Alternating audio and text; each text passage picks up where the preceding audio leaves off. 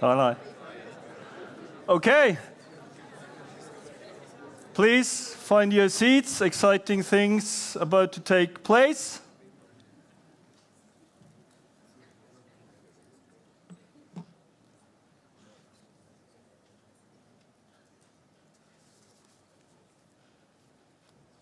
Okay, welcome everybody. We're very happy and excited to be allowed to have the kickoff, the sharing with you of the Arctic Ocean 2050 program. So, we have made a little tasting menu for you. First, briefly, board leader and project leader will say something about the ambitions and their aim. And then we will have 5 excellent introduction speaks about my or their future Arctic before we have a panel discussion on the salient issues concerning Arctic Ocean 2015 and collaborative science. So, my name is Tor Aldevik. I'm a professor at the University of Bergen and I'm part of the board. And without further ado, board leader Jørgen Berge and project leader Professor Bodil Blom will give us some introductory words. So, Jørgen, please.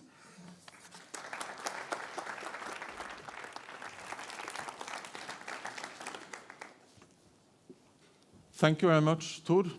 I don't think really I can express in words how honored, proud and happy I am to stand here today and welcome you all to this kickoff on behalf of 18 Norwegian institutions, focusing on what is likely to be the biggest environmental change ever witnessed by modern humans, the transition of a white to blue ocean. 2 years ago, quite exactly on this day, 2 years ago, during the Arctic Frontiers in 24, we had a side event in a different room here, and we were then presenting 2 Norwegian initiatives to take the role as that Arctic Ocean 2050 now have taken. The 2 initiatives, Go North and Framtidens Polhav. And 2 years ago, when we presented these 2 initiatives, we started talking about merging these 2 into one. We realized that the change that is about to happen in the Arctic Ocean needs cooperation. We can't compete with each other. All 18 institutions agreed that we would be much better off if we merged these 2 initiatives and we combined our efforts and we stood together as one consortium, speaking with one voice, focusing on one ocean.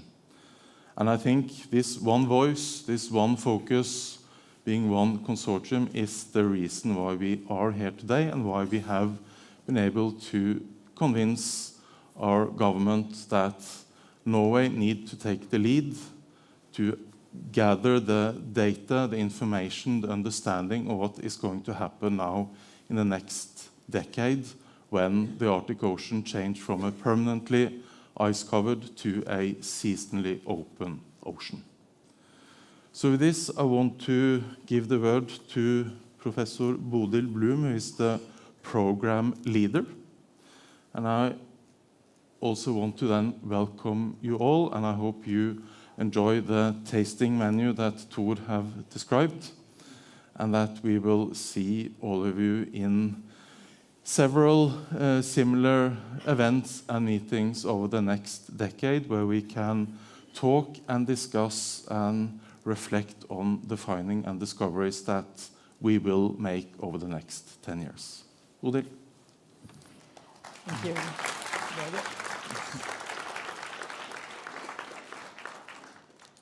Thank you and good morning. Can we have the slides up, please, in the back? I see it here, but not on the screen. Suppose they will come. I start anyway. It's with great excitement and anticipation that we, this 18-partner-strong consortium, embark on a 10-year journey, a scientific journey that is Arctic Ocean 2050. Polhavet 2050 in Norwegian.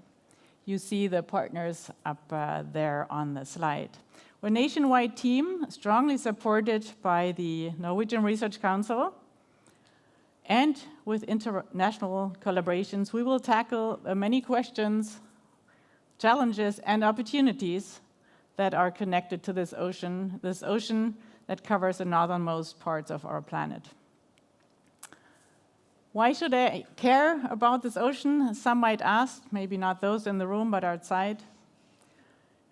Clearly, much of the growing interest in this area, as we've heard, is because of the transition to from this white solid to a blue liquid.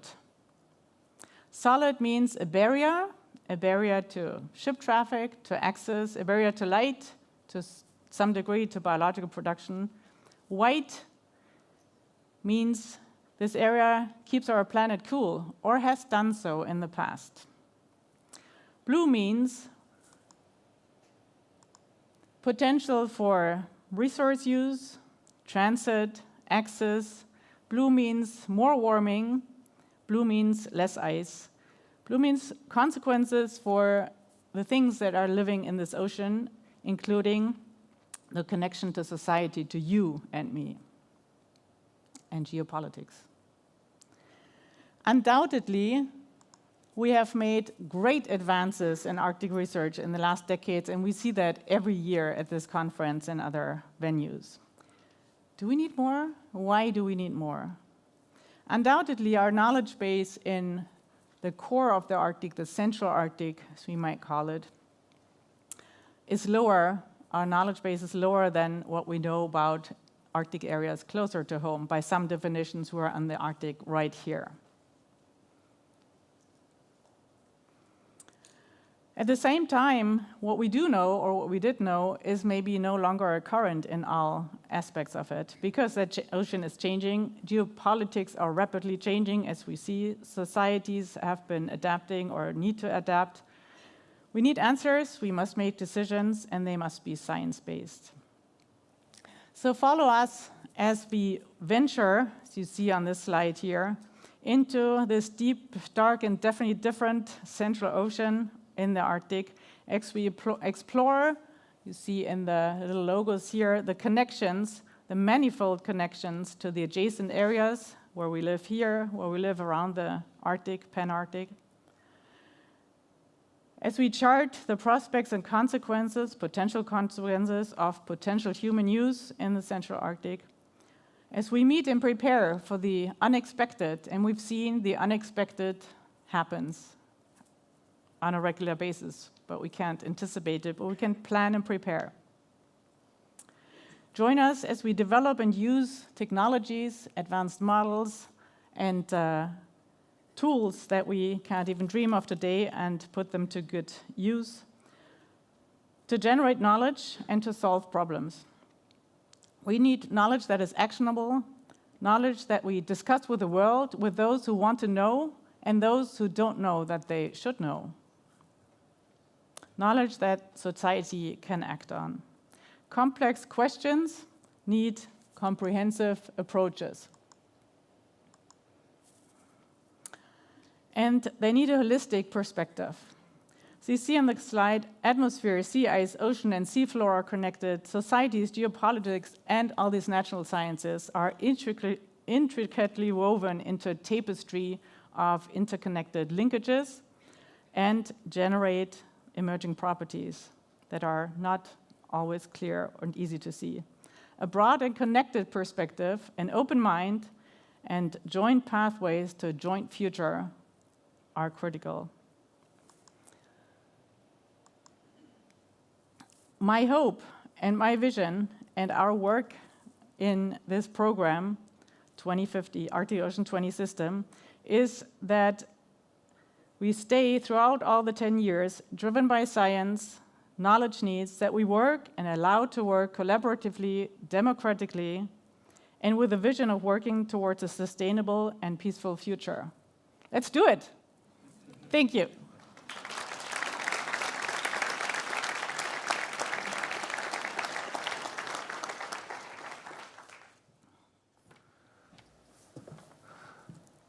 Okay, thank you so much, Pro-Rector, Professor. And now we start even to go deeper into stuff, and we go to talk more specifically about My Future Arctic by the people doing the research. So I welcome to the stage Zoe Koenig of the University of Tromsø. Please.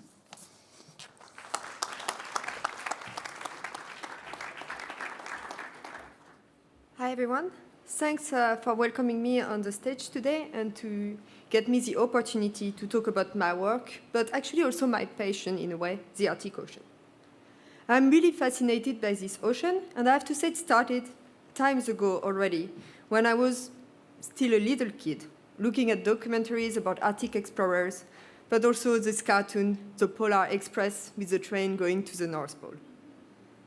After my first expedition, where I went with the Norwegian Polar Institute in the Arctic in 2015, I knew for sure that this is what I wanted to do for the rest of my career. What really fascinated me in the Arctic is, first of all, I think the light. We have all these different shades of white and all these different shades of blue, from the dark blue to the very light blue in meltpounds. It's also its quietness. There's basically no noise in the Arctic. And in a way, it's remoteness. It comes also with its own challenges. Of course, isolation when we're on the field, far from family, in the past, usually without the internet, the cold, freezing fingers, and I have to say, it happened to me several times on the field, where I would think it would be much easier to give up and go study the tropics. But I have to say, I'm really fascinated about it, and I really wanted to understand this environment and why is it changing so fast. And that's also maybe, in my way, the way to give my little contribution on my own way to try to preserve it. I'm a physical oceanographer by training, and I spent years studying the Arctic Ocean circulation. But recently, I shifted a little bit my theme of research towards something that I actually really enjoy, which is the biological physical interactions.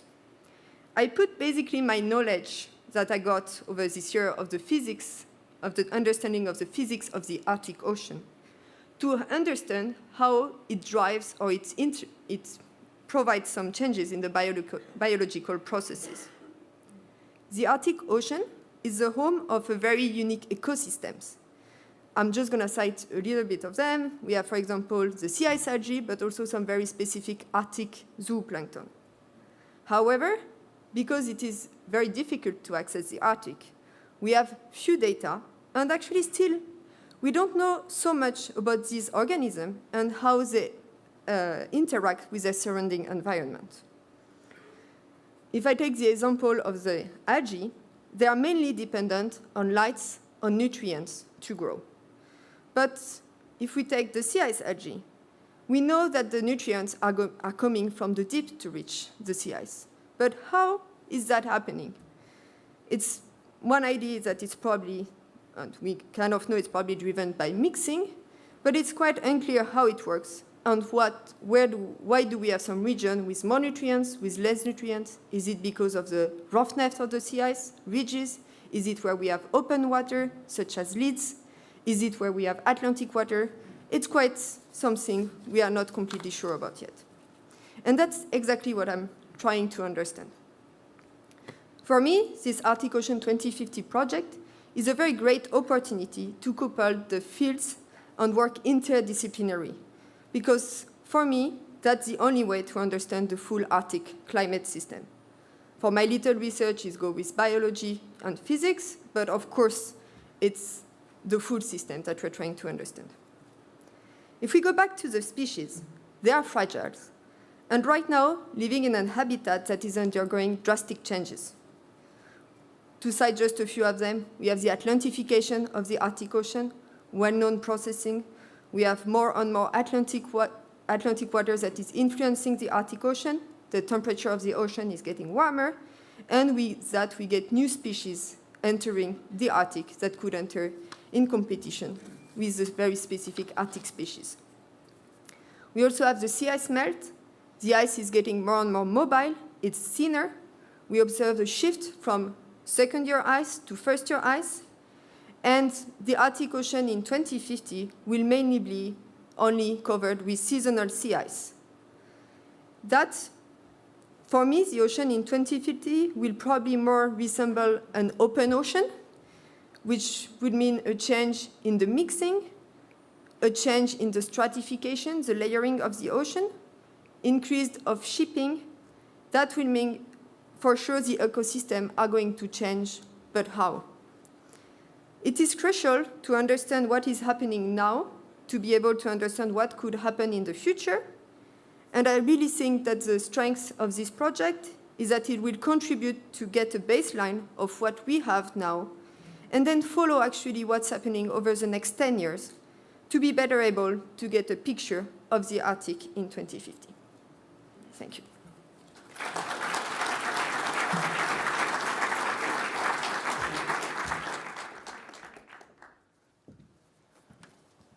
Thanks a lot. And then, Maud van Mulvik, Norwegian Polar Institute.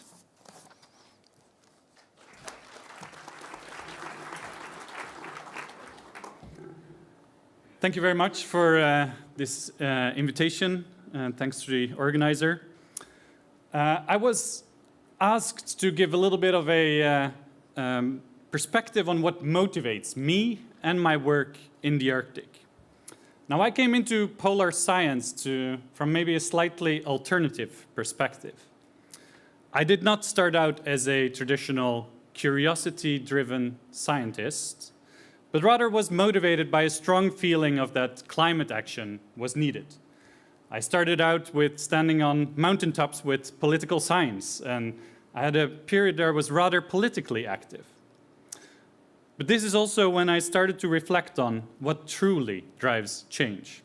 And I think this is one of the reasons why I became a scientist. Because I wanted to contribute to something that we can trust, knowledge and understanding. Sadly, we live in a time where truth and facts are continuously challenged. Science meets resistance from fake news, political agendas, and economic interests. We need trustworthy science now more than ever. And this is where the Arctic Ocean 2050 program plays a very important role.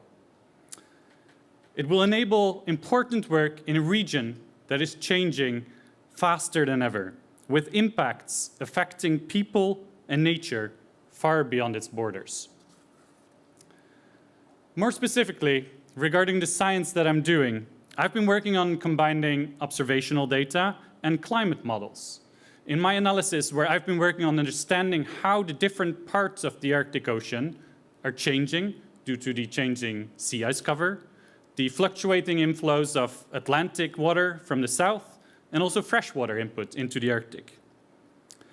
Sadly, climate models, they still have large biases and are very poorly constrained in the Arctic Ocean. There's especially large uncertainty when it comes to circulation in the deep Arctic Ocean and ice-ocean coupling.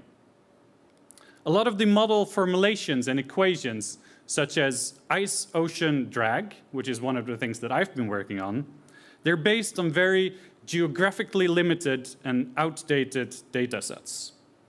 This is a problem because we know that the ice is changing, the thickness, the percentage of deformed, thick, ridged sea ice is decreasing, and also the wind speeds in the Arctic are projected to change. This will affect the currents in the upper ocean that are driven by the winds and the drifting ice above. A big question that we are trying to answer is the sea ice in the Arctic becoming smoother or rougher? Satellite data shows that with thinner ice and fewer large ridges, we're getting a smoother surface. However, as the ice thins and it becomes more mobile, we also got a lot more frequent small ridges and flow edges, which again can impact the ocean mixing, which, as we heard before, also affects the nutrient availability and the primary production, the whole food chain. In the Eurasian basins in particular, there's very little winter data that we can use. And the observational work that's proposed in the Arctic Ocean 2050 program will hopefully help fill this gap. I hope that within this project, we'll be able to get a better understanding of the regional and the seasonal differences on how the Arctic is changing. This will then allow for improved models and hopefully also better projections on how it will change in the future.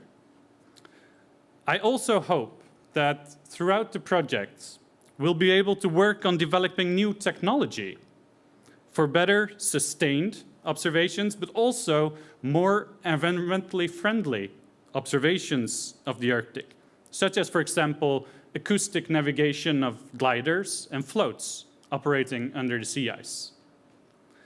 Now, from a more personal perspective, these long projects are incredibly important for early career scientists like us.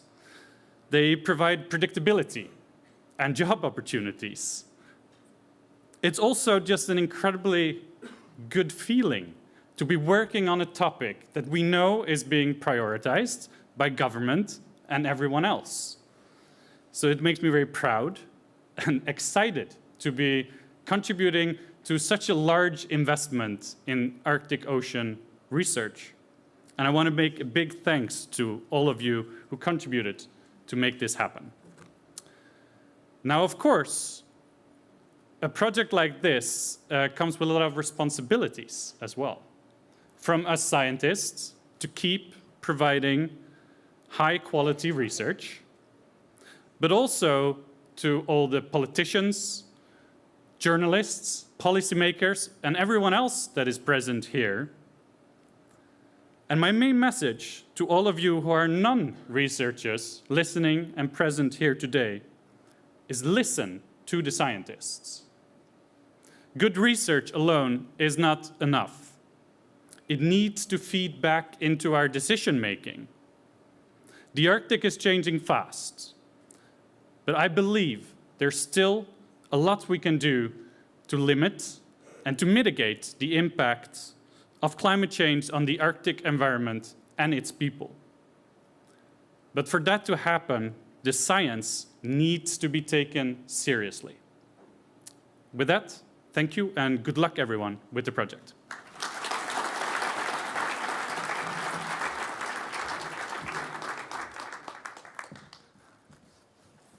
This is getting great. Okay, then Jakob Dørr of the University of Bergen and Bjerknes Center for Climate Research.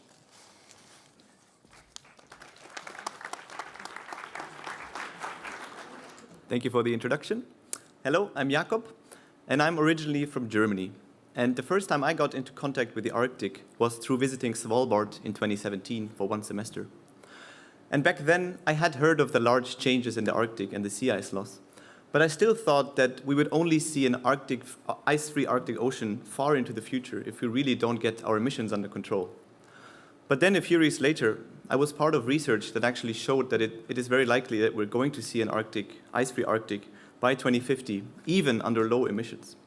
And that really motivated me to work on the Arctic.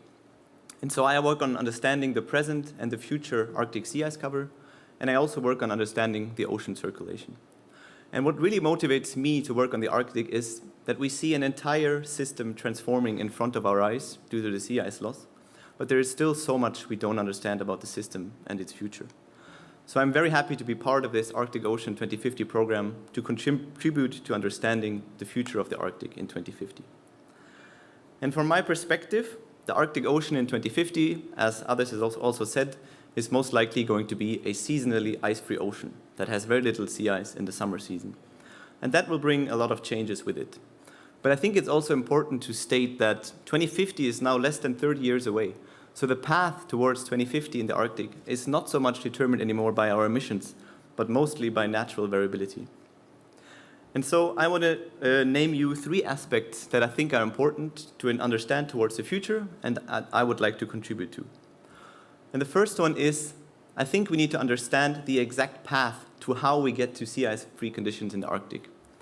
It could be that the loss of summer sea ice in the future will be smooth and steady, but it could also be that we see rapid sea ice loss, as some projections are alluding to. And this means that we have rapid ice loss events where we lose a large part of the sea ice cover within a few years. And if that were to happen, we would see a much bigger impact because we would see a large change in a relatively short amount of time. So I think we should understand how much this probability is of that happening towards 2050. And I think we should understand what the impacts of such an event would be. The second point I want to mention is I think we should better understand what will happen to sea ice loss outside of the summer season.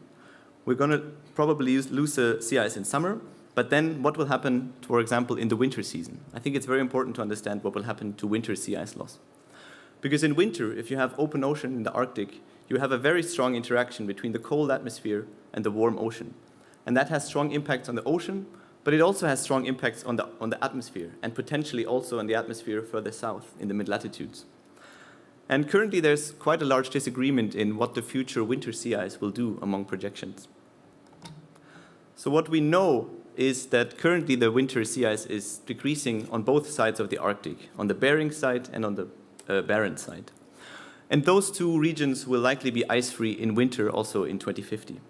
But then it's really the question, what will happen further towards the central Arctic? Will the sea ice edge in winter move further towards the central basin? And I think that will have big impacts. And that comes right to my third point, which is related to that, which is I think we should understand how the ocean will respond to the sea ice loss, especially to the winter sea ice loss, and especially on the Atlantic side. Because what we have on the Atlantic side is we have warm water from the Atlantic entering the Arctic, and part of that water is cooled on the surface and produces dense waters. And those dense waters return to the Atlantic and impact the global ocean circulation. But another part is currently entering the Arctic, but is submerged below the surface, and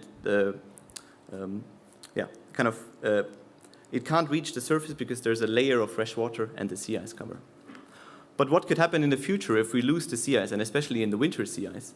Some of that water could penetrate up towards the surface, and that would mean a large change for the Arctic Ocean, but it would also mean a large change in the dense water formation, which could then feed back onto the ocean circulation. But we could also imagine another scenario where we lose the sea ice, but this fresh layer still persists, and the warm water is still hindered to the surface. And currently, it's not very clear which of those 2 scenarios is more likely to happen. So I think we should really understand which of those 2 is more likely in which regions. And then finally, in all of those 3 points I mentioned, there's very large uncertainties going forward. And especially because the Arctic is very poorly observed, we rely to a large part on models to kind of understand this into the future. So one ambition of me is also to contribute towards improving those models in this program so that we can better trust their predictions and better understand what will happen to the Arctic Ocean in 2050. Thank you.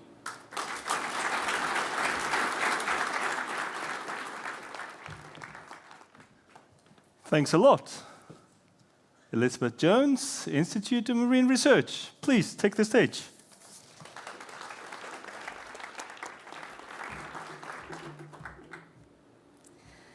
Good afternoon, everyone, and thank you very much for this opportunity to share some of my personal perspectives about my journey so far and thinking to the future of polar research. I came from a small countryside town in the centre of England, the furthest point away from the ocean in all directions. But I was always curious about the natural world around me, especially with having David Attenborough coming into our living rooms on the television to talk to us about far-flung ecosystems and wildlife. I remember being very captivated by the images that we saw, especially thinking of the polar regions. And then, for my PhD, I got my first experience by travelling to Antarctica with the British Antarctic Survey. This was an incredibly inspiring moment to see such pure, white, quiet, beautiful, tranquil environments, amazing, unique wildlife. Often, many of us that I've met along along my journey have talked about being bitten by the polar bug. And so certainly something I could relate to. Just this being instilled by this incredible environment, feeling so far away from many other people, very remote. But then being sadly aware that there are changes happening, seeing those changes, hearing about those changes. And I felt this natural instinct I had to better understand the environment around, to help improve the understanding and, in a way, try and protect these environments. It came clear to me that the way to do this is to work together, going on these earlier expeditions where we could combine our expertise, get energy from each other when conditions were challenging. As we've heard, being out on sea ice can be difficult. But you are driven to try to come together as a team and answer these questions. Often during different field campaigns, something new would come up, something unexpected. And this further instilled this motivation for this collaborative and curiosity-driven research. My background is a chemical oceanographer, specifically looking at changes in the ocean chemistry, the polar oceans, with a focus on carbon and nutrient cycling, the uptake of CO2 from the atmosphere, and the process of ocean acidification. The Arctic is a very delicate and unique ecosystem, but it's one of the rapidly changing places on the planet. There are still many questions that need to be addressed. For example, for myself, what are the impacts we see the changes in the ocean temperatures, so the warming that is impacting the structure of the surface of the upper ocean, and loss of sea ice? What will these physical changes affect with the carbon and nutrient cycling and the uptake of CO2 from the atmosphere? Looking forward and thinking about the Polhavet 2050, it is very important to understand how these changes are connected, to work together.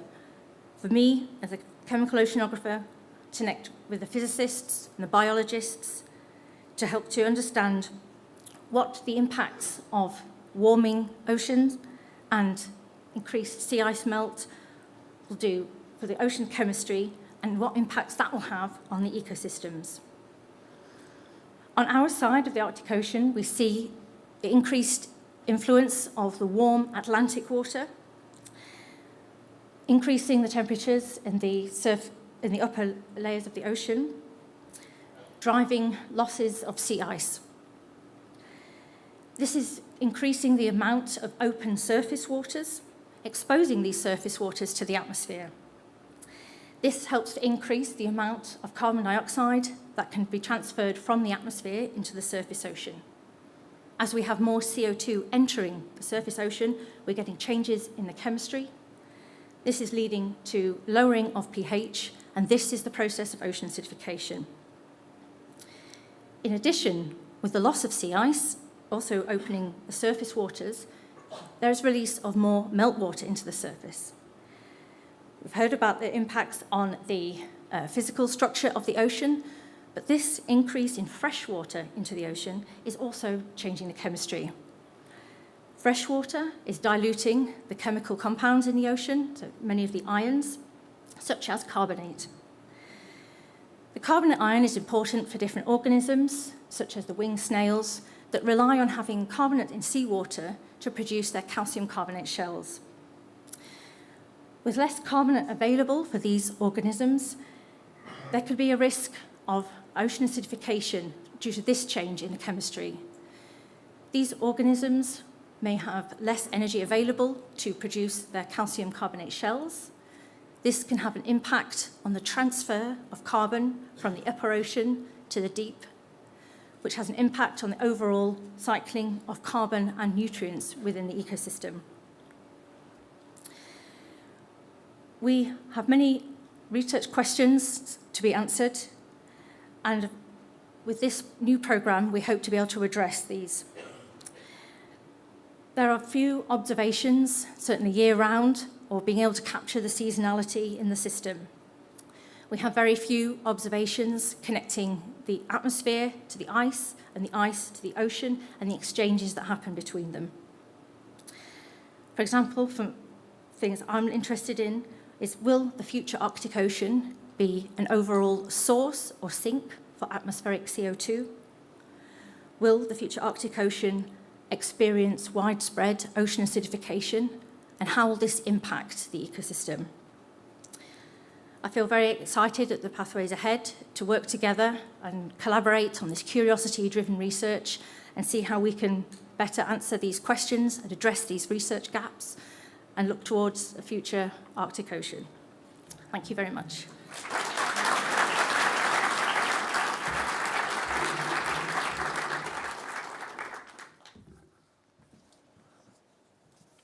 Last but not least, Claire Andvik, University of Oslo. Please.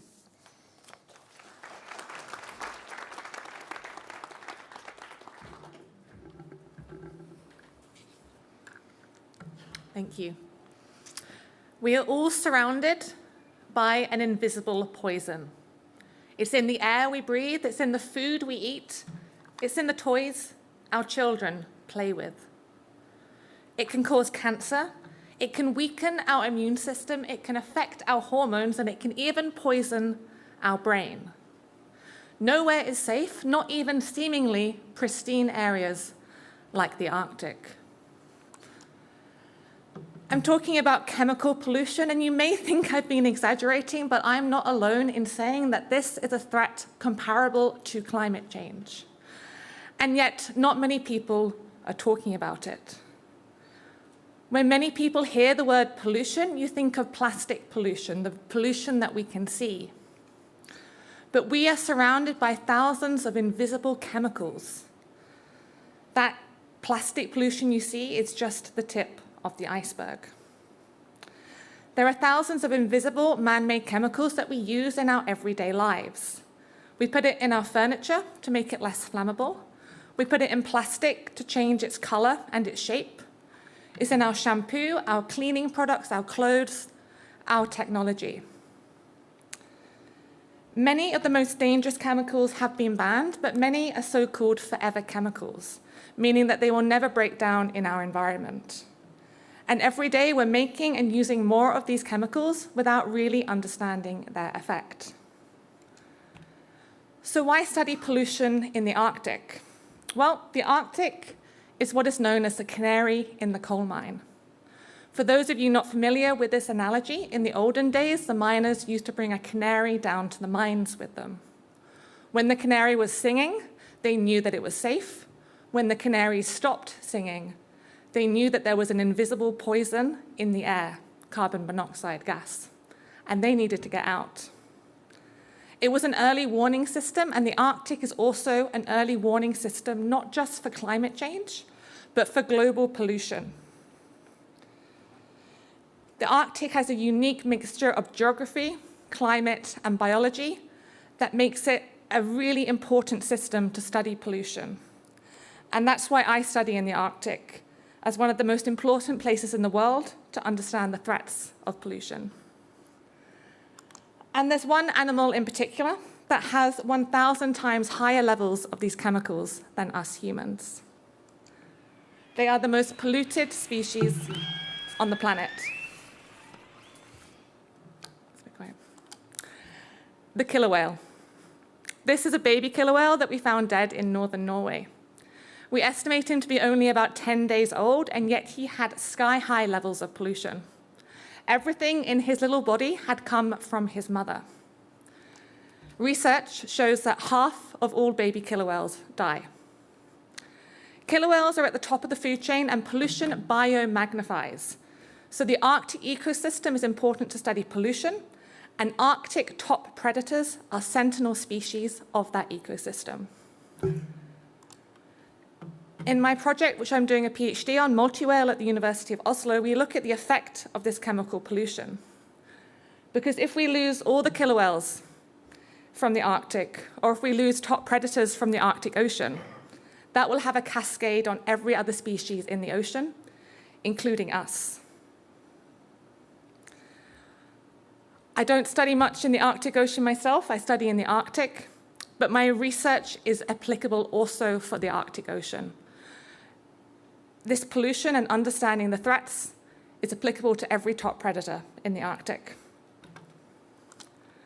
Tourism is also rapidly increasing in the Arctic.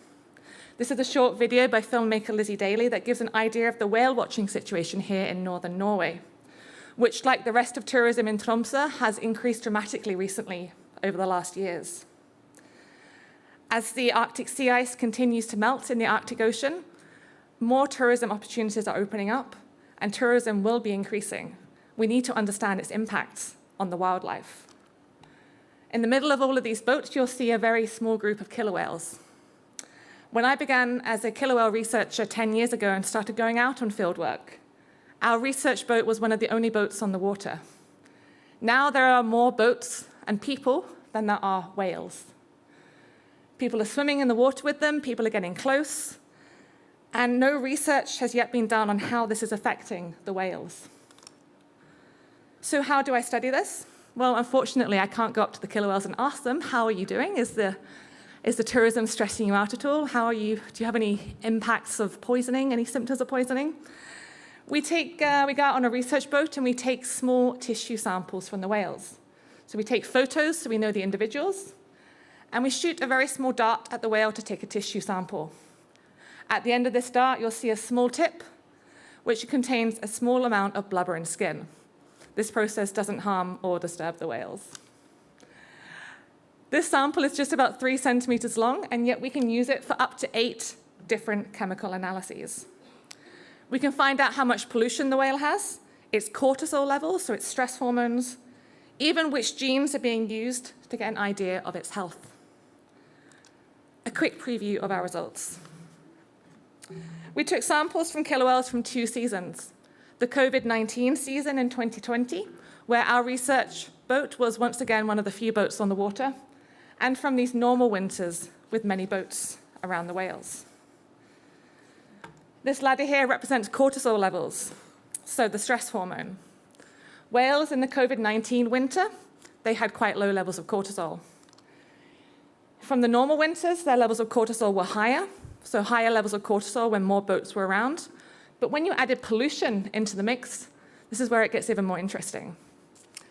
Adding pollution, the cortisol levels were much higher. These 2 stresses, when looked at in combination, they had a magnifying effect. These 2 stresses in combination increased the effect of cortisol. Finally, my vision for an Arctic Ocean in 2050. I have young children, so I feel like I don't have any option other than to be hopeful and to be optimistic.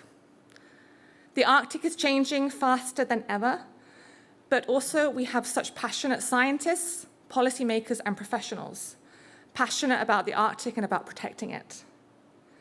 I hope that the research we are doing is listened to. I hope that pollution and tourism is regulated. And I hope that in 2050, my children will be able to enjoy many baby killer whales in our fjords, and that the Arctic Ocean will have its top predators in a healthy condition, because we are all reliant on a healthy Arctic Ocean, whether we know it or not. Thank you. I'm Claire Arnvik, doing a PhD at the University of Oslo on the Multi-Whale project, and I need to give picture and video credit in this presentation to Norwegian Orca Survey, Vegard Aasen, Jack DeVos, and Lizzie Daly. Thank you for your time.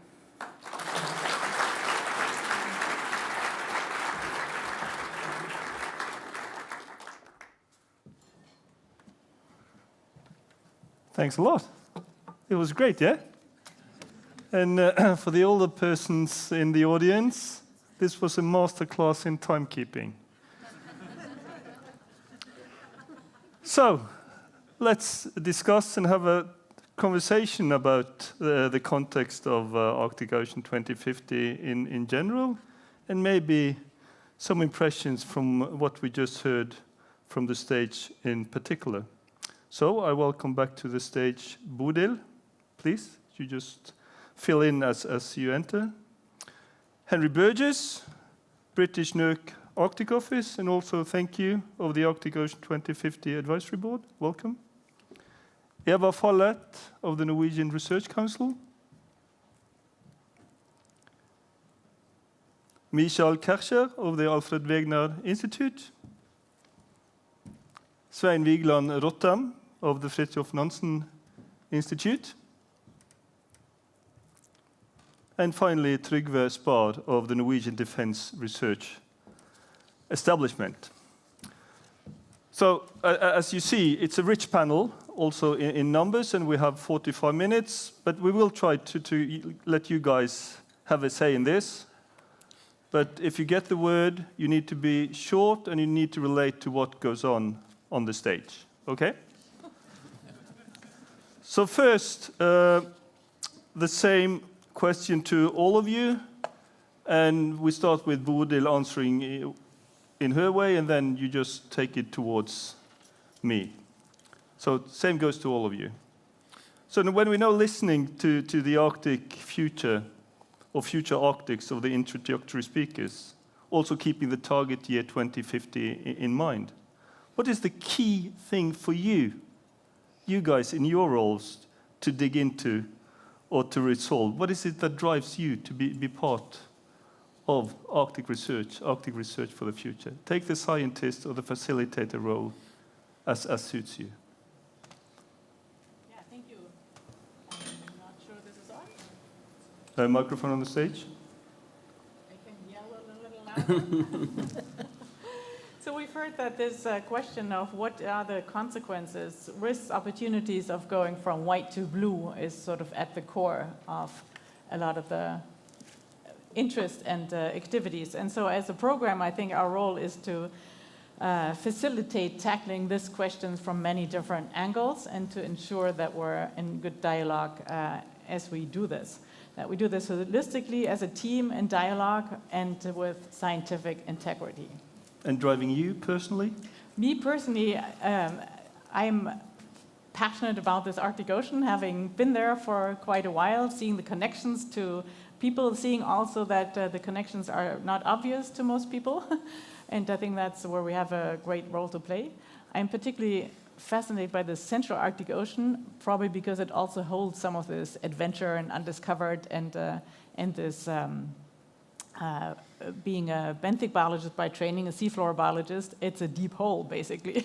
So getting to the bottom of this, literally and configuratively, I think is at the core.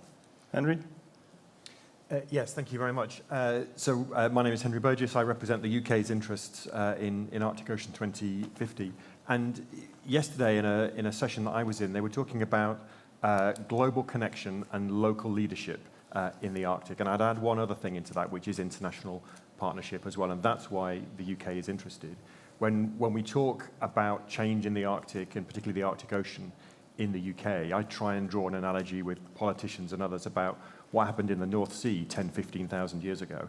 And that essentially is the scale of change that we're going to see, but not in thousands of years as the North Sea opened up and we lost the sandbanks and the marshes and all of that connection went. But what we will see is the opposite in the Arctic. We will see connections made now because we will move to a seasonally Arctic Ocean. And it's that kind of scale, not in thousands of years of change in the ocean, but in just decades of change. And that's why in the UK we're committed. We're having detailed discussions with the Research Council of Norway and with partners here amongst the 18 to see if we can bring the UK alongside Norwegian partners in Arctic Ocean 2050. I really hope there'll be some good news this year. In terms of our interests, I think it's particularly these ideas about the connections between different systems in the Arctic, so between the seabed and the water column, between the water column and the ice, between the ice and the atmosphere, and understanding those processes, especially in the winter and especially under ice. And I think that's where we have the capacity, particularly from the UK, but I know other partners too, to bring autonomous systems at scale into the Arctic. Yes, it's about ships, the Crown Prince Haakon, maybe the Sir David Attenborough, our ship, but certainly these autonomous systems operating together, kind of with AI and with remote sensing, kind of to make a real impact. So those are our interests. Thank you. Eva?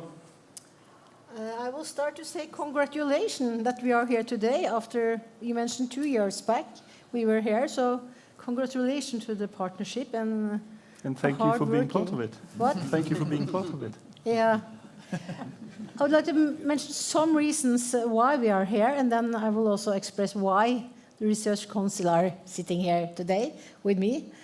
I think it's a kind of a lucky coincidence between excellent and dedicated researchers. We heard something today. I'm really impressed, and I'm positive and looking forward to the future for the research on these topics. It's fantastic. But I also would like to address the very supporting institution, not only the excellent researcher, but there has also been very supporting institutions for making this into a success. I think the last reason that we are sitting here today with a kickoff is simply that we have a very committed government about ocean, about the polar, and of course also climate research. So in it's a kind of perfect combination of a researcher, institution, and a supportive government. So my role here today is simply because we advise the government. And of course, in this case, we had advised the government to finance this partnership because it's important in many senses, as I already mentioned. And then our second role is of the funding high-quality research. That's why I'm also here today, because the funding is here because of this work, because of this coincidence between these important issues and our role in this process to make it happen. And we did it. Congratulations again. Thank you. Michael? Yeah, well, I should also start with congratulations. It's a fantastic program which Norway is entering with Arctic Ocean 2050. And I think you can be proud on your funding agencies, on your politicians, and all the researchers who have been working to make that happen in such a short time. I'm really impressed. 2 years is not a long time to get this launched. And also coming together with 18 institutions. I can imagine that this is really a tough ride, let's say, or has been. I think looking forward and seeing all the fantastic enthusiasm of the young researchers and all the questions which need to be tackled for all of us, one key element, and this is perhaps tainted by my own background leading a large EU project on how to better coordinate and how to better manage an Arctic observing system, I would say a key part from my perspective is what can we do to make sure that the financial investments, the intellectual investments, the enthusiasm of the researchers is giving the best or getting the best base and the best foundation. And in my view, this means that we have to make sure that all the international activities in the Arctic oceans coming ahead should be coordinated to the best possibility, and that we need to create a network in which we can make sure that there is not too much overlap, but that things are coming together to create more than just the sum of its parts. And we do have some possibilities to do that already. There are initiatives ongoing, like the Arctic Ocean Regional Alliance coming along. We have the system of the distributed biological observatories, which have been growing in the past years into a pan-Arctic network. And I think we should all together, also the people who are not researching in Norway or as part of the Arctic Ocean 2050, to make sure that all our activities are linking together in an optimal way. And this is particularly relevant for the upcoming IPY. And I'm very much looking forward to the next years to see how we can really create this network. And one more word, we have heard so much these days about the difficult geopolitical situation. I think we need to be very careful to create these networks so that they are resilient, that they are sustainable, even if parts of the networks fall off or are on pause for some time, but the network is still able to work. So luckily we have a social or even political scientist with us, so Svein? Yeah, and that's a nice bridge to what I'm going to say, because I'm a political scientist from the Fridtjof Nansen Institute, and I would like to make 3 small points here in the beginning. Clearly, climate change changes everything. but geopolitics shapes everything as well. So we need to understand the geopolitics of the world in this new turbulent world. That's one point. The other point is that we need to understand the Arctic governance system. How is the Arctic governed? And lastly, and maybe most important in this context, is how to understand how Arctic science travels. How is Arctic science used, and why is some knowledge used and not other knowledge? I've been, for example, working on the Arctic Council and its working groups on how knowledge compiled in the Arctic Council working groups are traveling to international convention work, be that the Minamata Convention, the Stockholm Convention, or the Global Climate Regime. How does this happen? And I guess a cross-disciplinary program as this is necessary to both understand the complexity in the natural science, but how is science used and why is some parts of science not used, and how is this reshaped both by the geopolitical situation we're in and the governance system of the Arctic and the global governance system that is clearly relevant for the Arctic as well. So, and you asked in the beginning personally why I'm engaged in this. I'm not, well, clearly I'm engaged in the Arctic, but I'm also engaged in having a sober, well-informed discussion on a democratic level on how to solve global issues, be that the Arctic and be that the rest of the world, especially in times where we have this pressure against multilateral cooperation mechanisms. We need to, well, not only in the Arctic, but in the world as such. Trygve?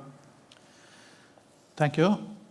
As we have already heard a bit about, the Arctic is increasingly a contested area these days. Knowledge is immensely important for operations in the Arctic.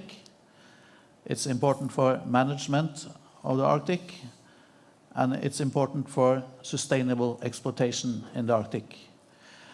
All those 3 points, this program can contribute to that. Very important for me and for Norway and for the world, I think, because we need to rely on knowledge-based information, science-based information to do those kind of things. For Norway, we don't want people from everywhere else to run over us. We want to be the experts on our own backyard, so that the management, the operations, and the exploitation of the Arctic doesn't hurt us in any way.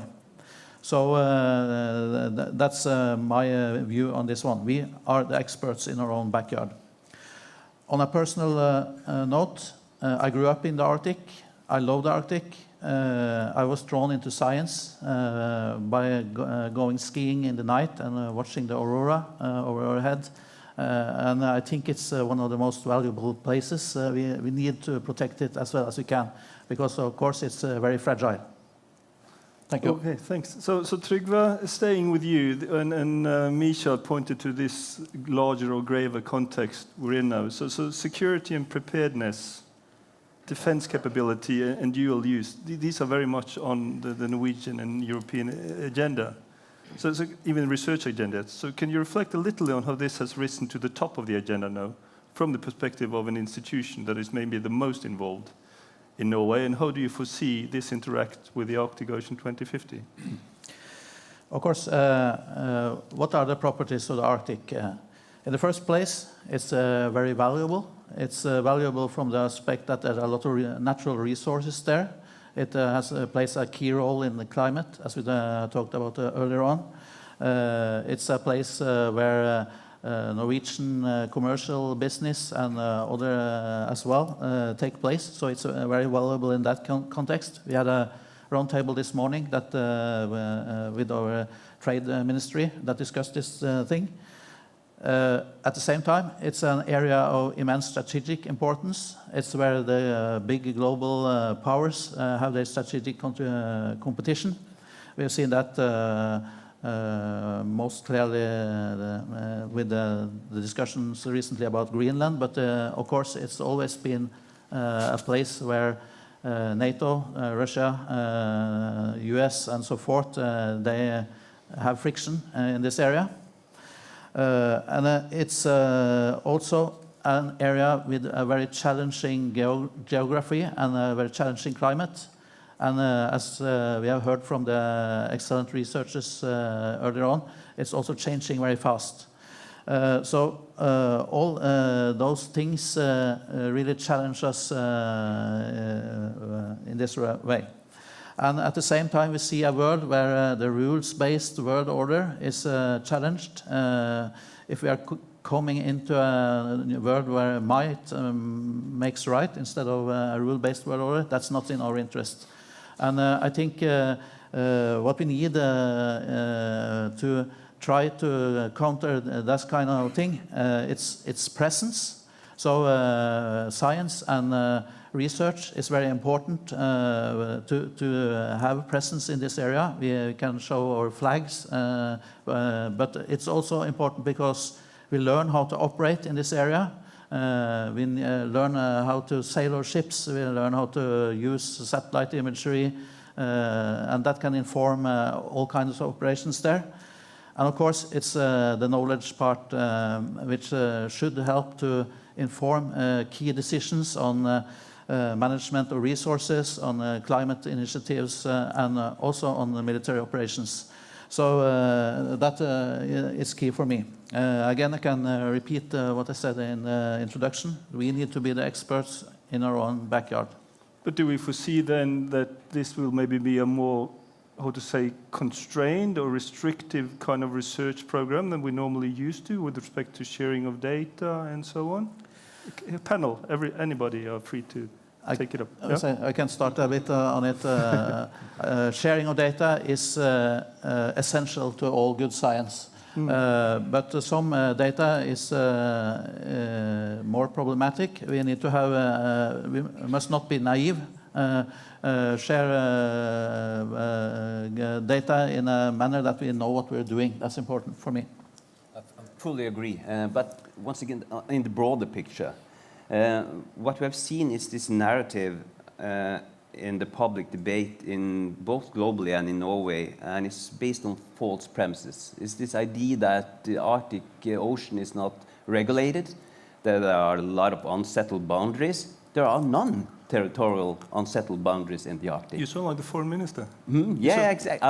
Well, I'm stirred light, you know. So, but we have to bear that in mind as well. And this geopolitical tension we're seeing now, that's not something new. We had the Cold War, and the nuclear weapons from then Soviet Union were there also then. It was important then. So we have to we have to have a more clear discussion on what we're talking about. And what we're seeing at the moment is, well, Greenland, clearly. The whole debate is based on false premises. The idea that there are Chinese and Russian vessels sailing in the fjords of Greenland, no, it isn't. So we have to bear that in mind as well. We have to sober down a bit, I think. And the same goes for mineral extraction. Well, you know, it's Arctic. It's a long way to markets, etc., etc. So we have to have this common understanding of what the geopolitical situation in the Arctic is and how the resources can and should be extracted, and the idea that there are no regulations in the Arctic, incorrect. So I guess focusing on, and I guess this project, the main task for this project is to look into how can this science be used at the global and national level to protect and enhance. So a specific challenge to you and then Eva.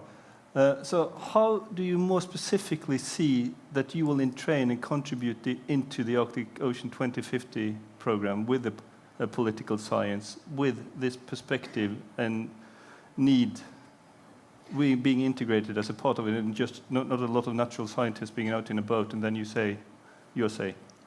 Well, I love natural scientists. It's a good start. Yeah. And that's something to take away from this conference, really, is that if you go 5 years ago, there were natural scientists on one session and there were political scientists on another session. But what we've seen this year, especially, I think, is that there's actually cross-disciplinary work. And I guess, once again, my main point is really that we need to see how science travels, making use of Arctic science. And that is something a political scientist can say something about together with the natural scientist, to tell a story and create ownership to global processes that are important to, well, have a healthy and sound Arctic Ocean. Eva? Thank you. The Research Council have followed this process very carefully. And I think we can agree upon the purpose of this program is novel knowledge, important knowledge for the future, both natural science and social sciences. So that is in a way clear. But we go to why we managed to have this billion plus 1 billion is, of course, novel knowledge in both the science, which I already mentioned, but there's of course also presence in the north, in the high north. We must remember that this breaking news for this program was in August last year, late summer. But of course, the decision made for funding it was made before that, and it was before Greenland. It was Trump was there, but still in the beginning of his phases. So please remember that. It means that the geopolitical situation has always been there, but it is even more important now than it was when this decision was actually made. I would like to ask the third argument for this program is, as mentioned here, business and management. And with business, we mean, I think we can agree, everybody that include quite a lot of trade, maritime routes, actually all kind. But I mean, the rationale is many, but the purpose is research and new knowledge. So I think that's a way of sorting of the landscape. Could I add one more thing, and yes. then I will shut up for this. But I have some more. I'm sure you have. I think I have an old mother, and when I try to tell her about this program, fantastic program, the slogan from white to blue is, I mean, it's an incredible good way of explaining what this project is about. So if we want to reach the wider audience, you can use this fantastic presentation earlier in this panel and this meeting, but also I think it's so nice to explain to people this change, white to blue. You remember we had that in a boat once in Arendal? It's extremely good to explain people what this is about, and people will understand. So use that and bring some of this fantastic presentation out to the audience. Fixed. Thank you. So Henry, you already touched upon it in your first answer, but can you elaborate a little bit more on what you find particularly noteworthy of the Arctic Ocean 2050, and also in the way you maybe organize bigger things toward IPY or similar things? To what extent do you include the social science, the political science in integrated projects? You asking me? No, Henry. Henry, yeah. Yeah. Yeah. Thank you. Yeah. Call me Henry.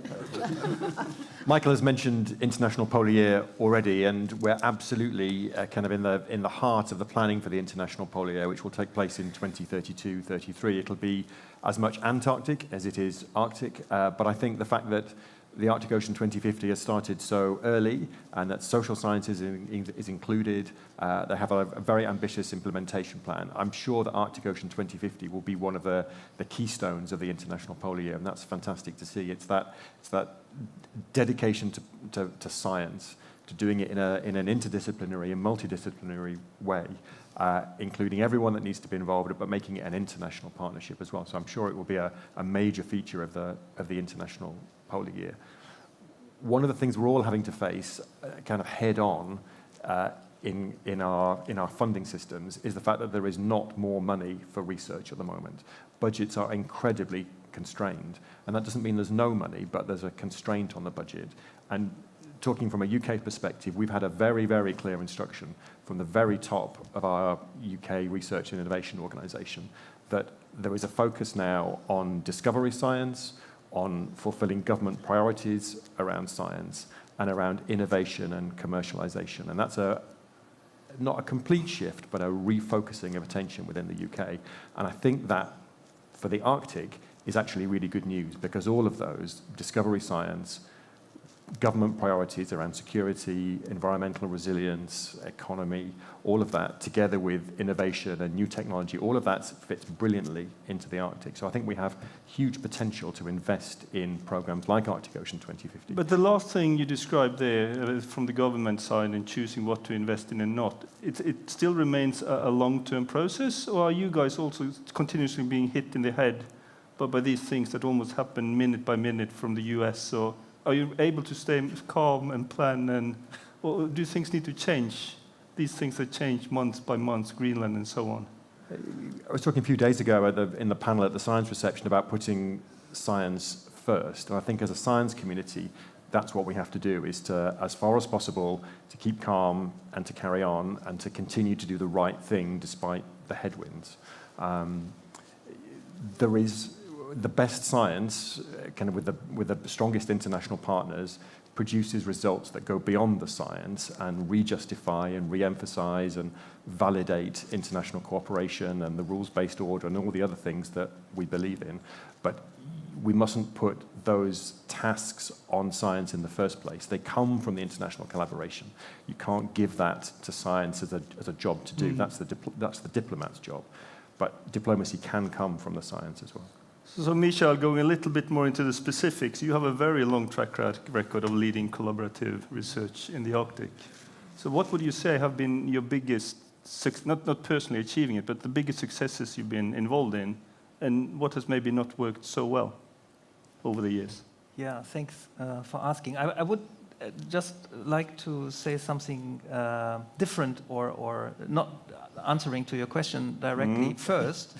And that is one aspect which was mentioned by the young speakers in the beginning, but we haven't touched upon, and that is how do we communicate our science to really make an impact in policy. And this does not only refer to scientific discoveries and new knowledge created, but also to what is the society's response to the new research. So in terms of adaptation, but also in terms of mitigation. And I think we need to work harder as scientists and organizations who are supporting science to make sure that we really reach decision makers with our insights and with our warnings. But what is most important, decision makers or public in general? Or is it two?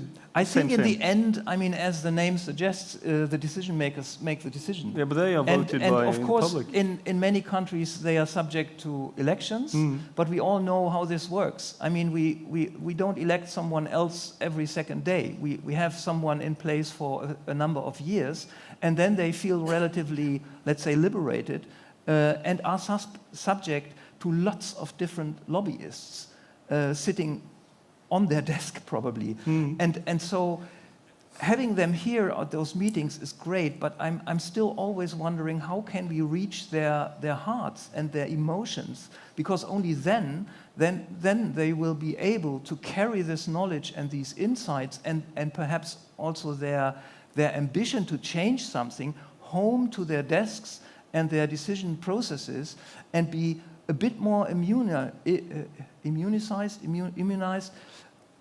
are more immune to further influences from the outside which try to bring them away from that. So that is something I would love to see more, also as part of the large research projects coming along, including Arctic Ocean 2050. And then to quickly respond to your original question, which I prepared, thank you. Yeah. I think one thing which makes a good project is give enough time for people to connect on a personal level. I think only then it can really come to fruition. And I think one of the easiest things to do is make meetings with long breaks. This is really, I mean, this is where the spicy stuff happens, because listening to presentations is great, or to panels, but meeting people, talking about new ideas, developing, contacts and so on, you are much more committed with each other. And we had the The difficulty with the Arctic Passion Project, for example, that we started in the COVID pandemic, and so having 3/4 of a year without personal meetings was really tough. We managed in the end very successfully to create a good network, and I think this can be fostered by how we run those meetings and how we run those projects. And that would be my main message here. Make sure that the people have the possibility to connect well. Svein, Eva? Yeah, I would really like to underline the presentations from the earlier career. It was really, really good. And I guess, well, it's generic to say it, but the youth is the future. And how they presented this, well, it was easy, it was understandable, it was something you can create engagement, and I guess, as you said, get passion among politicians as well. So keep up the good work, you are making a difference.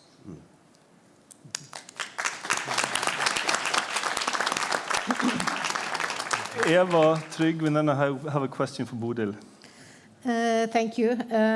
This is really interesting because now we start to touch upon the role of knowledge in the society. You started, Henry, and here we go on. And that's important because on a short perspective, it is about using knowledge in development of society, business, everything. On the longer term, role of knowledge is about funding the research. And the Research Council, we have constantly measuring the trust to research. And in Norway, it's quite high. There's some area which is a little bit lower, and one is climate. I think everybody knows. But what is really falling is renewable energy research. And then we touch upon what to do with that. And to reach the target group, whether it's the audience as such or a smaller group, the decision maker, the politicians, whatever, that is a very important question, as mentioned by Monier. How to reach the target group, how to make them understanding. And then you cannot say, they don't understand me. It doesn't work like that. But we had this survey this year. It came in December. What seems to be to increase the trust is show them your uncertainty. I mean, show the uncertainty in research. Don't say it is like that. Tell them research is a continuous process. Now we are here. And this is it, and this is the uncertainty, and this is what we are quite sure about. That is very important. Yeah. And the second is independency from funding, from political activities, from lobbyists, whatever. And so this is important, to understand the target group and you communicate and to, in a way, be honest, in a way. Be honest about what you're doing. Trygve? And if anybody now wants to have a little bit of a comment to say, please indicate. I have the light in my face, but I will try to see you. Yeah, I'll comment as well on this. I think the Arctic Ocean 2050, the organizations that are represented there are from cross-sectorial in Norway under several of the ministries. And the organizations have their line to their respective ministries. So it's very important that we take what we learn from this project in our steering line up to the ministries and help them inform the decisions that they need to make. For me, it's the Ministry of Defense, it's the Ministry of Knowledge, it's the Ministry of Trade and Fisheries, and so forth. So, and together those actors make the important decisions about Arctic. So I think there's a good chance that this project can help really inform decisions maker, and that will be in the line as well, not only through communication activities. So Bodil, before we get the audience in and continuing on Michal's wise words on collaborating, no, you're in the midst of this, not chaos, because it's well planned and all this, but it's a steep curve now in getting this started. So can you say a little bit about your main priorities, your main things and tricks to get this going now? You're sailing this summer. Yeah, so the to-do list is long and growing and never shrinking, but priorities are important, and I think you've actually collectively answered what I had thought about that. So one is conceptual and one is practical, I suppose. And the conceptual, we're working hard on that over the last year. I think we've met almost weekly, and that has led to and is priority to chart the full potential of this incredible group. And we've done that within the working group that has prepared the science plan, and I feel like we've really gotten to know each other. We've discussed a lot, we've listened, we've had opinions, we've had controversial discussions, and we've found agreement, and we're motivated to make things happen. And so that needs to continue. We've learned from each other. It needs the open ear and the willingness to learn a different vocabulary or to adjust our vocabulary to something that we can understand. And then that generates these meeting points where I think it's particularly interesting at the interface of the different disciplines to make progress. And for that, we need to really recognize the strengths of the individuals and put them together, and then more comes out of it. And the same goes with funding. Funding is limited, but through working together, we always go beyond what comes out of a dollar or krona or euro amount. So I think that's important. For the practical, of course, we're now moving to the phase from planning to operation.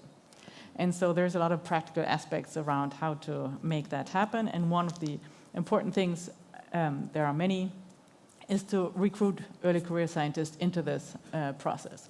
We know they're our idea generators and our thinkers, and create also this incredible extra that you can't plan for, but that happens. And that's where we need the meeting points and the time to make that happen, as you said, Mika. And I think that's really important to create that space to let people talk.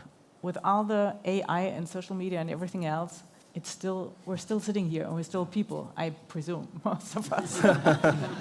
Okay, among the holograms here, we will have a question from the audience. State your name. Thank you. My name is Paul. Not a question. I just want to highlight something crucially important that Mikael said.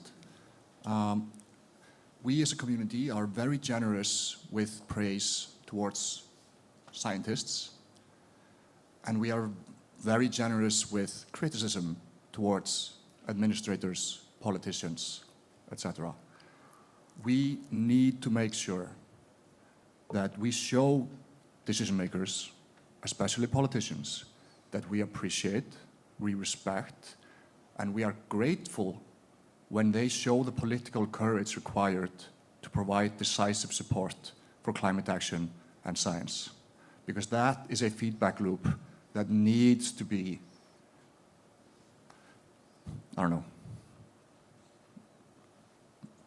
activated, strengthened. Okay, I'm done. Thank you. Any comments from the panel on this one? I think I agree with that, actually, and I think it reflects that need to have positive stories despite the challenge. The importance of narrative for politicians, the importance of success, the importance of some kind of positive stories amongst the difficulty is really, really important, and that's important to keep that momentum going. You only need to look at the Arctic Council when you think about positive success stories, the Stockholm Convention, the tackling pollutants. These success stories are important. Who was first? You. Oh, I'm first. No, just a short comments on this question or comments from the audience. And sometimes I think that we are lucky in Norway. We have quite good politicians. Look to other countries. And so I think we should sometimes also tell them that they are good, because that may even make them more good and even better. Because we could have somebody else, but we don't. Michel? Yeah, I also agree, Paul. Good comment. I think this holds not only for politicians, but for all levels of society. We should really encourage people when we agree with what they do, when we think it's great work, to support each other in the difficult parts, and strengthen our backbones towards each other. And I think it's important. And politicians often get a lot of blame, and it's a tough job. It's really hard. And when I said before, I wish we could have more mechanisms to really reach them, that it's not out of criticism. It's not, the baseline is not a criticism. It's the understanding that they are subject to so many other influences, and some of them are not coming from a factual basis, but from other ambitions. And I think we just need to enhance the interaction with them. And so, for example, if Arctic Ocean 2050 might be planning, I don't know, interactions with politicians and decision makers also on an international level, that would be a fantastic opportunity to really get into the personal connections and better understand each other between science and policy. Okay, Trygve, Svein, quickly, because we have another viewer calling in. Just a short small thing that hasn't been mentioned here. I guess we need local engagement as well, local ownership. We need to bear in mind the Arctic inhabitants, the people living in the Arctic. And if you create engagement among them, this will be an even more success, I guess, and a greater success, really. So, Trygve? Yeah, I think it's also continuing on what I said last, a responsibility of the organization, the research organizations that contain the excellent scientists to help the message that comes from the research and the science and translate it to a level where it is actionable for decision makers. And many research organizations don't spend enough resources and enough thinking on translating the results into something meaningful for the politicians. Second row, please. Hi, I'm Malu Plato Johansen, early career professional from Nuuk Galaslup Nunat. I'm marine biologist.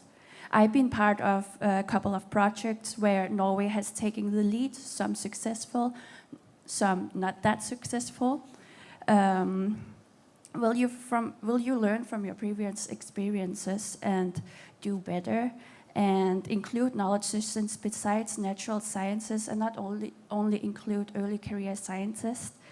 And will you try and collaborate with other Arctic states since the Arctic Ocean affects not just Norway?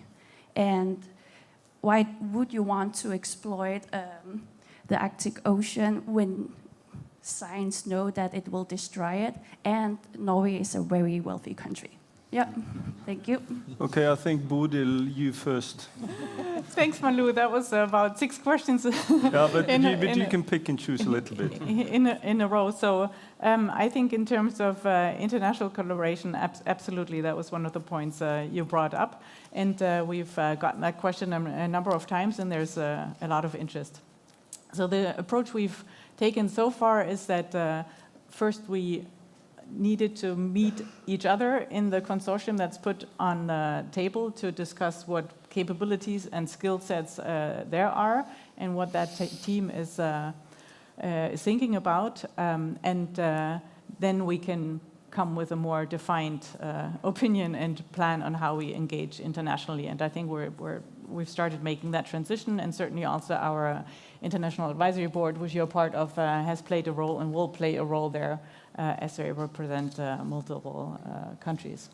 And the second point, in terms of holistic thinking, I personally think that's an important thing. We have we've had a transition, I think, from holistic thinking to slicing and dicing, and now I hope we're going back towards more holistic thinking and putting pieces together with different opinions, thoughts, knowledge from different angles. I'll leave it at those 2 questions, but I can follow up with you personally. Thanks a lot, but probably you guys can talk a little bit later as well. I see time is running out here, so now we will have an exercise in very short answers, the 1.5 minute we have left. So, at the baseline of this is the enthusiasm of you guys as researchers or facilitators, and it's the recruitment of the new prospective scientists. So what is your pro tip in engaging with a new student or a young person? How do you make them stay in science? Who would have the first go? Yeah, we just take it towards Bodil. Yeah, I think if you can demonstrate that you have the best people, the excellent scientists like you guys that you can work with, in my opinion and in my experience, when we try to recruit people, you can see that it's a very good and rewarding place to work with good scientists, that's the right thing to do. And they seem to have a good start. Svein? Yeah, well, I always say to my students, have a narrow focus, because if you know something really good, Okay, fair you enough. might be the best in the world in it. So, and that is interesting on a general level as well. Misha?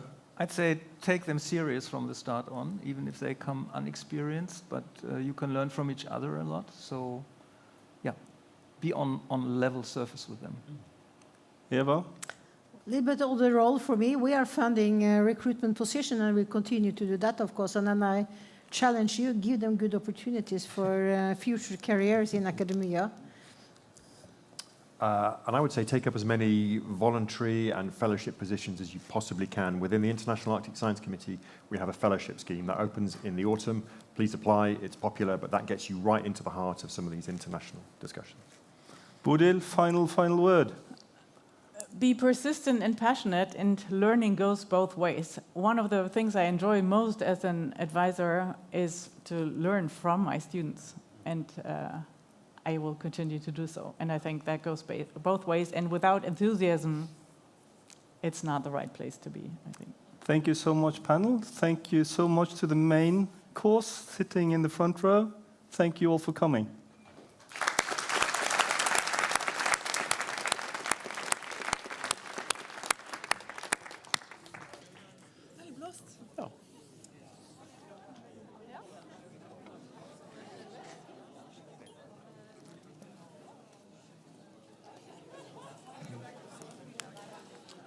Takk. Kjempebra. Du er flink. Ja, ja. Men du er flink. Veldig bra.